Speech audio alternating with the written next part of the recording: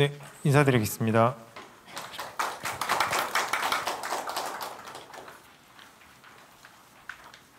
네, 저는 김세진이라고 하고요.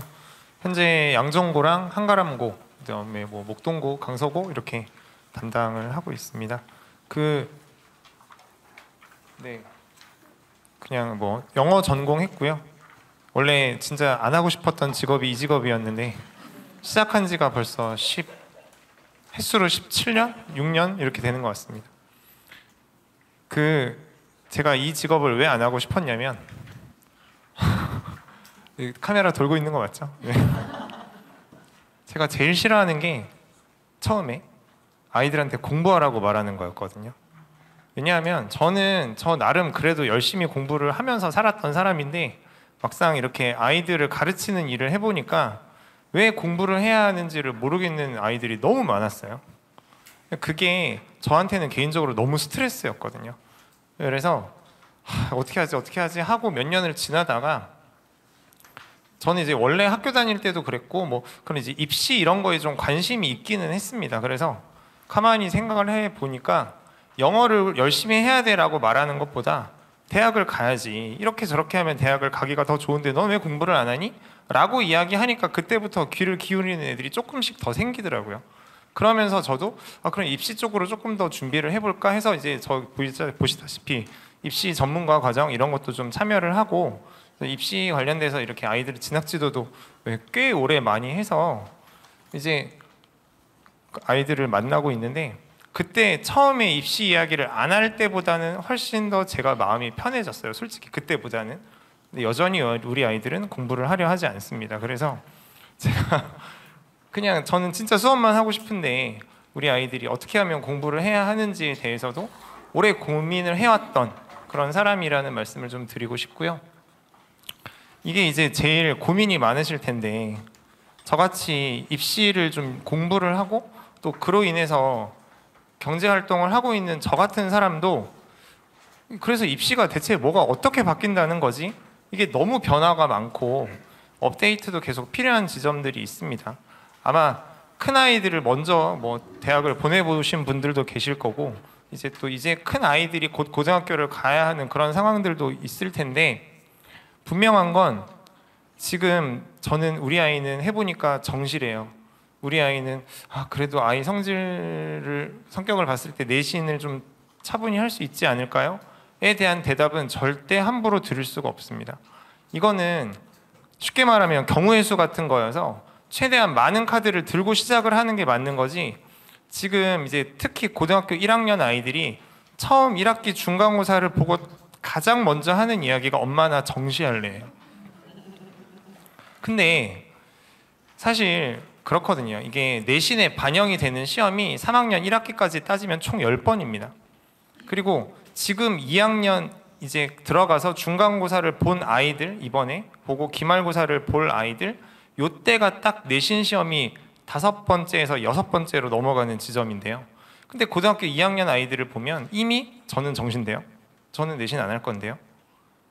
사실 그렇게 보기에는 아직 너무나 많은 기회의 수가 남아있고, 그리고 진짜 냉정하게 말씀드려서 엄마 나 정시할래 하는 친구들 치고 모의고사가 또 그렇게 잘 나오는 친구들도 없습니다.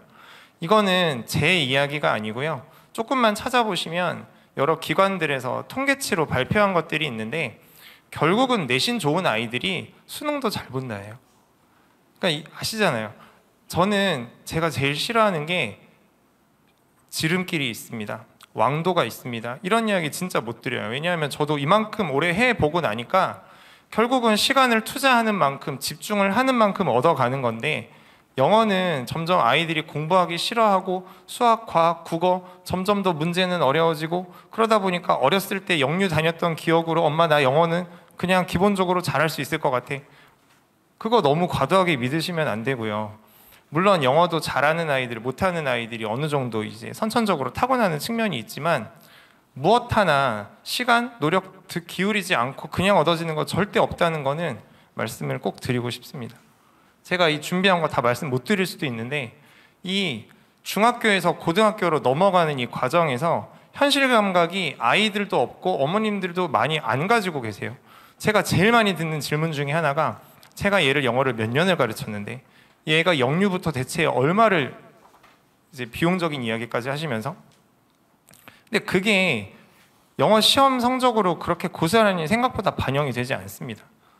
그래서 제가 앞으로도 남은 시간 동안 드리고 싶은 말씀은 현재 그 각자 댁의 자녀들이 어떤 상태인지를 조금 더 객관적이고 면밀하고 정확하게 보실 필요가 있어요. 영유를 다녔던 아이들이라고 해서 영어 다 잘하는 거 절대 아닙니다. 왜냐하면 거의 모든 아이들이 영유를 다녔거든요. 데이터가 입증해주고 있잖아요. 근데 그럼 모든 아이들이 다 모의고사를 1등급을 받느냐? 절대 아닙니다. 그래서 내신과 수능 절대 어느 한 장의 카드도 놓치지 않고 최대한, 저는 그래요. 2학년 2학기까지는 내신을 충분히 해봐야 된다. 특히나 이런 학군지에서는 내신 등급을 물론 받기가 어려운 건 사실이지만 어느 정도의 등급이 최소한이라도 확보가 되면 세특같이 그런 비교과적인 요소로도 충분히 뒤집을 수 있거든요. 제가 이거를 100% 보장드리지는 못하지만 그런 사례들도 분명히 있습니다. 숫자로 증명할 수 없는 아이들이 500자로 글자로 증명할 수 있으면 대학에서 이것도 어느 정도 인정해주고, 그 다음에 아시다시피 지금 5등급제로 바뀌고 있는 상황에서 아무래도 내신 등급은 예전보다 변별력을 보여주는 수치가 못 되고 있어요. 그러면 끝까지 내신을 열심히 하는 친구들한테 선생님이 한마디라도 더 잘 써주는 거지, 나 내신 안 해, 나 정시할 거야, 그럼 그런 애들 학교 가서 수업 시간에 다 잡니다. 그런 친구들을 과연 선생님이 예뻐하고 500자를 예쁘게 정성스럽게 적어줄까요? 절대 그렇게 생각하지 않고 실제로 그렇지 않습니다. 그래서 제가 너무 격앙됐나요? 네. 진짜 솔직히 말씀드리는 거예요. 네, 아닙니다. 네. 너무 솔직하면 수익성에 문제가 생기기 때문에 그 시험 다 아시잖아요. 이 동네 시험 어떤지 다 아실 텐데 간단히 말씀드리면 학교마다 다르지만 원래 아이들이 수업 시간에 배웠던 텍스트가 그대로 시험 문제로 나오는 학교도 물론 있습니다. 물론 문제 유형만 변형하는 학교들도 있는데 안 그런 학교들도 많이 있어요. 가까이는 한가람고도 그렇고요. 조금 멀리는 강서고 같은, 그 다음에 목동고라든지 또 진명여고 같은 여고들은 좀 더 그렇고요. 아이들이 배웠던 지문을 외워서 시험을 잘 볼 수 있는 구조는 기본적으로 아닙니다. 그리고 가까이 있는 양정고 같은 경우에는 변형을 사실 그렇게 많이 하는 편은 아니에요. 근데 외부 지문으로 아이들의 어떤 성적을 줄을 세웁니다. 그러니까 자기가 공부하지 않았던 지문들이 시험에 나오는 거죠. 그렇기 때문에 단순 암기 가지고는 완전히 대응하기는 좀 어려운 게 이 지역 대부분의 학교의 공통점이라고 말씀을 드리고 싶고, 보통 아이들을 물어보면 공부를 잘하는 친구건 그렇지 않은 친구건 단어 외우는 거 좋아해? 라고 물어보면 단 한 명도 없어요. 그렇다고 말하는 친구들. 근데 제가 봤을 때 차이는 그겁니다. 싫지만 외워야 하는 걸 아는 친구들과 싫으니까 회피하는 친구들. 그러면 고등학교 성적, 그리고 아까 말씀드렸다시피 원문이 변형돼서 나온다고 했잖아요. 어떻게 변형될지는 선생님만 알아요. 어떤 지문이 외부 지문에서 나올지 역시 선생님만 압니다. 그러려면 사실은 저 단어가 진짜 중요합니다. 단어의 폭이 어느 정도 이미 갖춰져 있는 상태에서 고등학교로 올라가는 친구들은 시험 난이도에 적응을 수월하게 합니다. 이게 선택의 문제는 아닌 것 같고요. 저는 이제 문법, 어휘 뭐가 더 중요하냐 하나만 골라라. 진짜 대답하기 어려운데 저는 단 1%만이라도 더 중요한 걸 꼽으라면 저는 어휘를 말씀드리고 싶어요. 다만 그런 친구들은 내신에서는 어려움을 겪을 가능성이 더 큽니다. 내신은 변별력을 위해서 어법을 많이 활용하는 문제를 내기는 하거든요. 근데 이렇게 영어를, 고등학교 영어의 지문에 좀 이렇게 순탄하게 연착륙을 하려면 어휘가 그래도 단 1%만이라도 저는 더 중요하다고 생각을 하고요. 어법은 이제 그런 거예요. 어법을 아이들이 공부를 계속 해오죠. 그리고 선생님마다 강조하는 부분들이 다를 수는 있는데, 저는 이제 언어를 전공을 했고 그런 언어의 발달 과정 측면에서 보면 언어에 대한 이제 흔히 말하는 되게 중요한 나이대를 보통 우리나라 나이로 따지면 5, 6학년 정도 연령대로 봅니다. 그러면 그 이후로는 새로운 언어를 받아들이는 능력이 상대적으로 떨어진다고 보죠. 근데 역으로 이야기하면 그때부터 자기가 이미 가지고 있는 언어에 대한 토대가 더 탄탄하게 생기는 시기라는 의미도 되거든요. 그래서 되게 그 전에 배웠던 어법들이 그 12살, 13살 넘어갈 때 자기가 기존에 알고 있던 어법하고 정리를 할 때 충돌을 하면 자기가 모르는 건 버려요. 그게 무슨 말이냐면 국어어법이랑 영어어법이랑 다르다고 생각하시잖아요. 근데 우리 아이들은 이 두 개가 연결이 안 되면 영어어법을 버린단 말이죠. 자기가 확고하게 가지고 있는 모국 어법 베이스로만 생각을 합니다. 그러니까 영어어법이 안 되는 거예요. 이 영어어법이라는 게 물론 국어어법이랑 차이가 있죠. 근데 그 와중에 공통분모들이 있고 여기서 납득을 시켜주면 아이들이 그 다음 퍼즐은 자연스럽게 풀리는 경우들이 많은데 어법을 가르칠 때 그냥 교재에 있는 대로 이거 피상적으로 설명하는 수업은 누구나 다 해요. 근데 이거가 국어랑 영어랑 이렇게 좀 순탄하게 넘어가는 과정에서 어법이 잘 안 갖춰져 있는 친구들은 끝끝내 어법이 이만큼 비어있는 채로 고등학교 올라갑니다. 지금 뭐 2학년이 됐든 3학년이 됐든 3학년 솔직히 조금 바쁘고요.